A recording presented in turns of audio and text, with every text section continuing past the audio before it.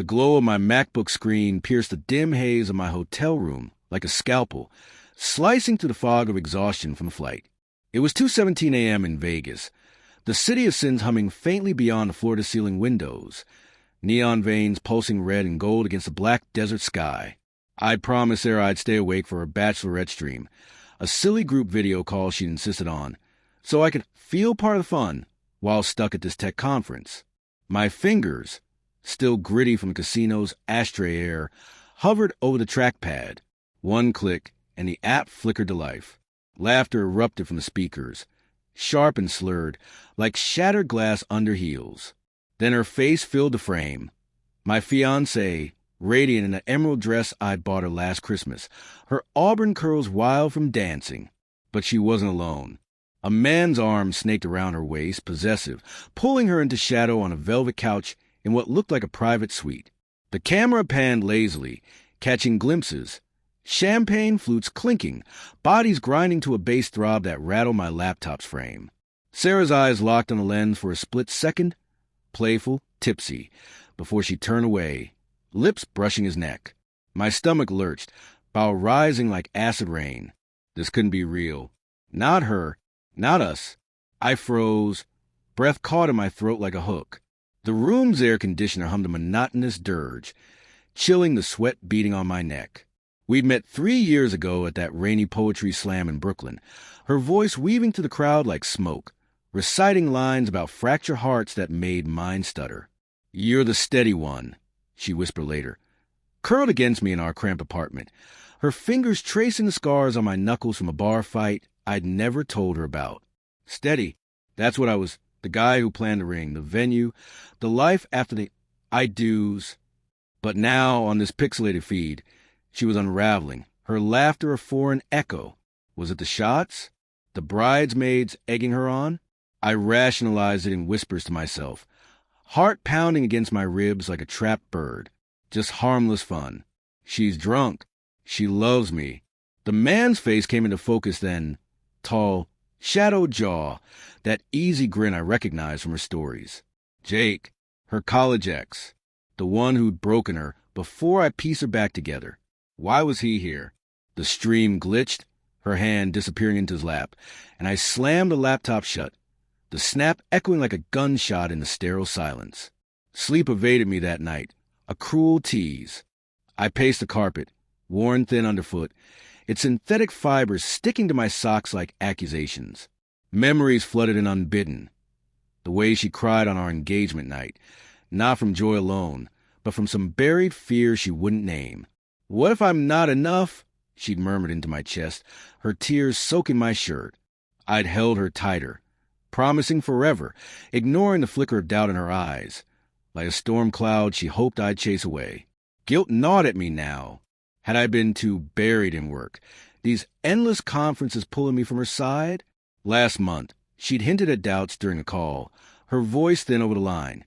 "It's just, the girls say bachelorettes are for letting loose.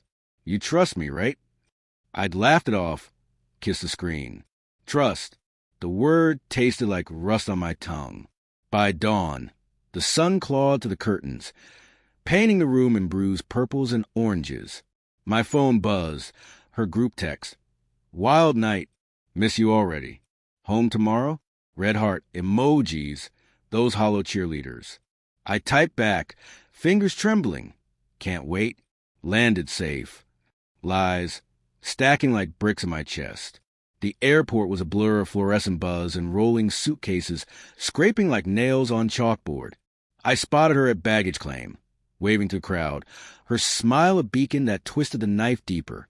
She looked wrecked, mascara smudged like war paint, dress wrinkled, but her eyes lit up when she saw me. "Babe."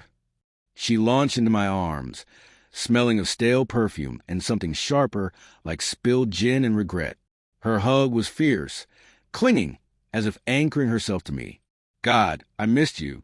Vegas was chaos, but you're my calm." I held her, inhaling that familiar vanilla shampoo, my mind screaming fragments. His arm, her laugh, the couch. But I swallowed it, forcing a grin. "Tell me everything." I said, Voice steady as we grabbed her bag, the leather handle cool and heavy in my grip.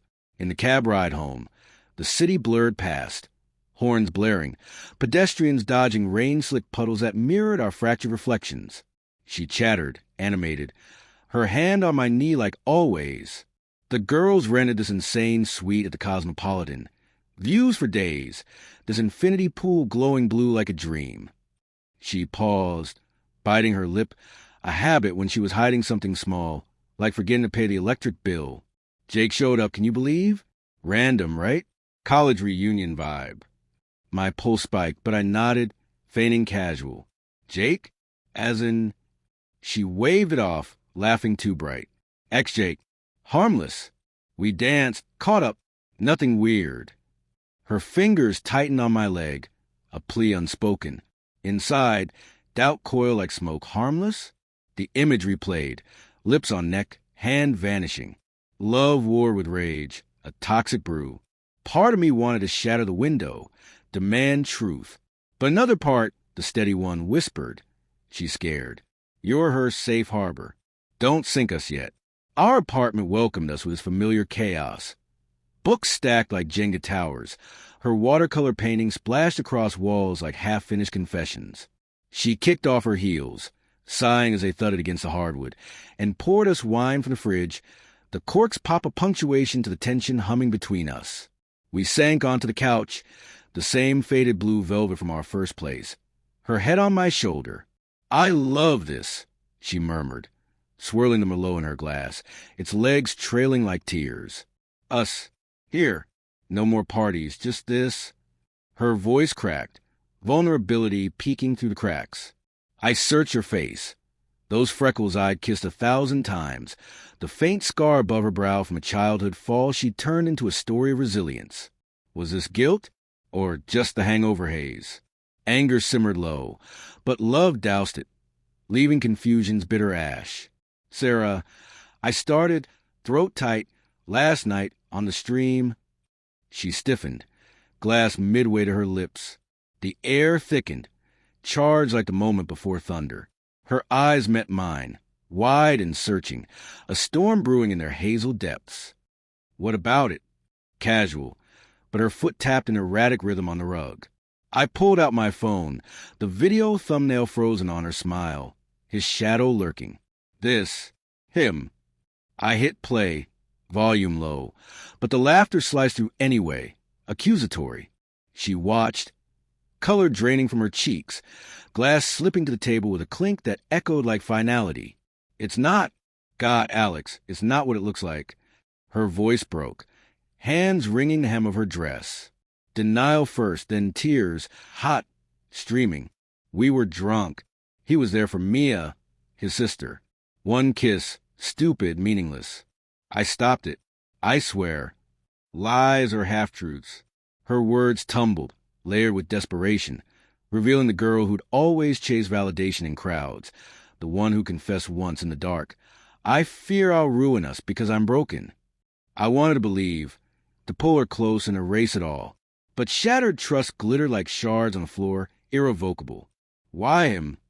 I whispered, voice raw, anger cracking through. After everything? She recoiled, hugging her knees, the couch dipping under her weight. Because he sees the parts you fix. The wild me, the one that scares you.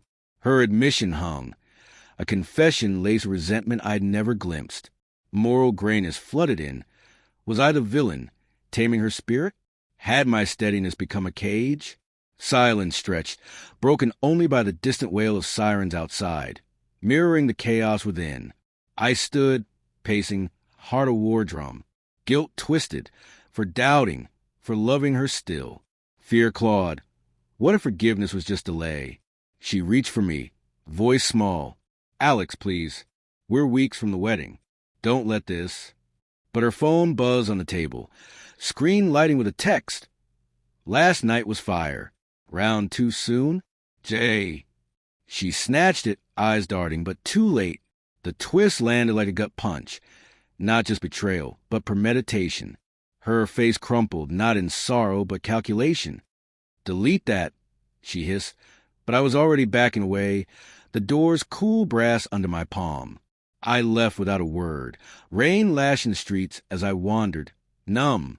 Hours later, under the bridge's sodium glow, my phone vibrated, a voicemail from her, sobbing, "I chose wrong, but I choose you now. Come back." Love flickered, a dying ember, but trust? Obliterated. The real shock came at dawn, huddled in a diner booth, coffee bitter as regret.